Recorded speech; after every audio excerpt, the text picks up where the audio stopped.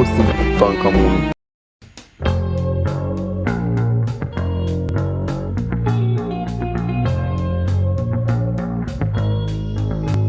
Ăsta e locul? Nu sunt sigură. Chiar au construit toată Mizerie! chestia asta și apoi pur și simplu au plecat?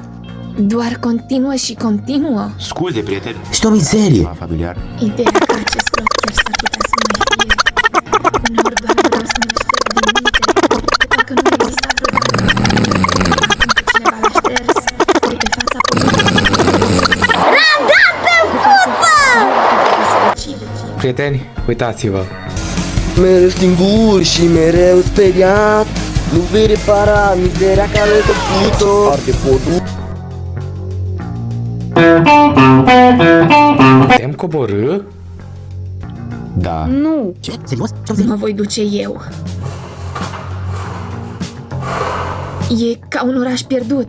Capul fără vulcan. Nu, locul ăsta nu a fost abandonat. Ce-o mizerie! Doar nu a văzut niciodată viață. Atâta tot. De ce ai 3 dulapuri aici? Pasnic de noapte, probabil. De ce unei Mizerie! chestii abandonate ar trebui un pasnic de noapte? Probabil cu 3 dulapuri. Aș făcut-o și eu. Dacă știam sau dacă petreceam. Liniște. Se pare că a plecat. Nu o să vă vină să credeți! 3 dulapuri. Asta, chiar lângă ușa din spate. Ajutați-mă să mișc asta. Nu o să se Mai deschidă. încearcă! Nu e încuiat. Se mișcă!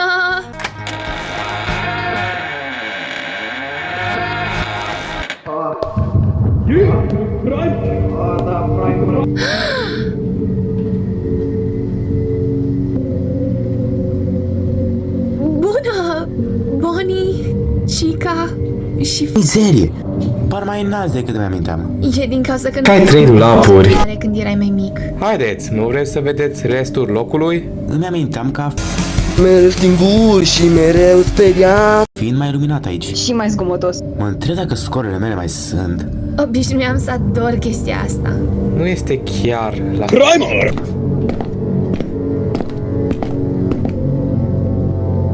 An mai târziu și încă este scos din funcțiune. Credeți că ar mai putea fi acolo? Sunt sigură că e... Stați!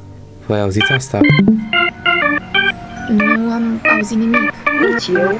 Muzica vine de la... Scenă? ca o cutie muzicală. Bine, iată. Pasnicul ăla s-ar putea să fie auzit. Trebuie să plecăm de aici. Fugiți, fugiți! A fost distractiv. A fost înfricoșător. Poate fi ambele! Suntem toți la fel cum eram, doar mai în vârstă. Știu la ce te referi. 3 dulapuri. Este sigur că pasnicul ăla nu ne-a văzut? L-am depășit deja. Totuși, ar trebui să plecăm de aici. Ne vedem mâine atunci? Da! Pe mâine. Doare? Ce-ai spus, dragă?